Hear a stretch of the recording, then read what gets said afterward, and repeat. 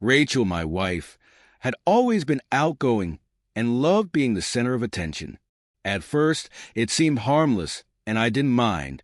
One of the reasons I fell in love with her was the way her laughter lit up a room, drawing people in like a magnet. However, over time, her need for validation extended beyond our marriage. It was a Saturday night, and we were hosting a dinner party. Rachel insisted on handling everything, cooking, decorating, and even the seating arrangements. I didn't mind and let her take charge.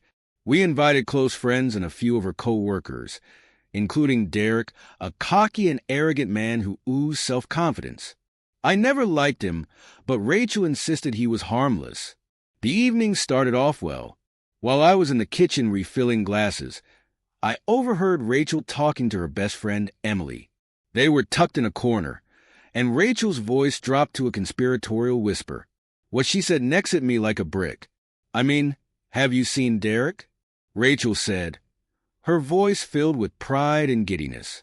Derek is a god, and trust me, Emily, he knows how to use it, she added with a laugh, sounding like a teenager. I froze.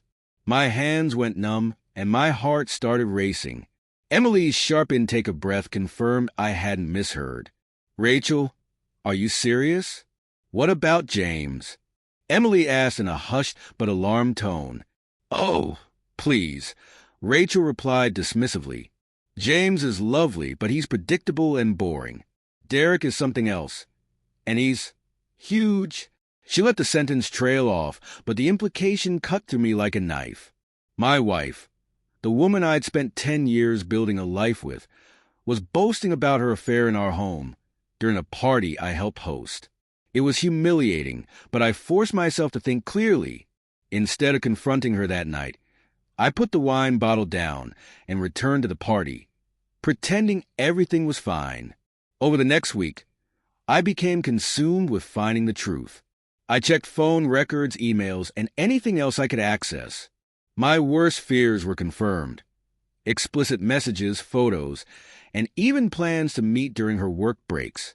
Determined to expose her betrayal, I hired a private investigator who collected undeniable proof. I also discovered Derek had a wife, Lisa, who had just given birth to their first child. I contacted her anonymously, and although she was heartbroken, she was grateful for my honesty. Together, we planned to confront Rachel and Derek in a way they couldn't escape. 2 weeks later, Rachel hosted another dinner party. She was in high spirits, completely unaware of what was about to happen.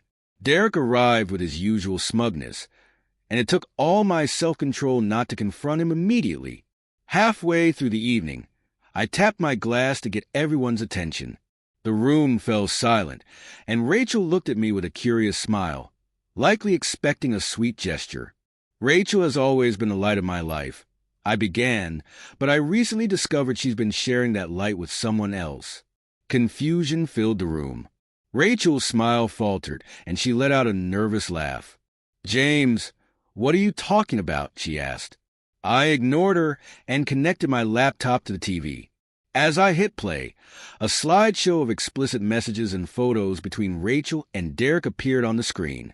The room erupted in shocked gasps. The investigator had also captured clear, time-stamped photos of them together at a hotel. Rachel turned pale, and Derek's confident smirk vanished.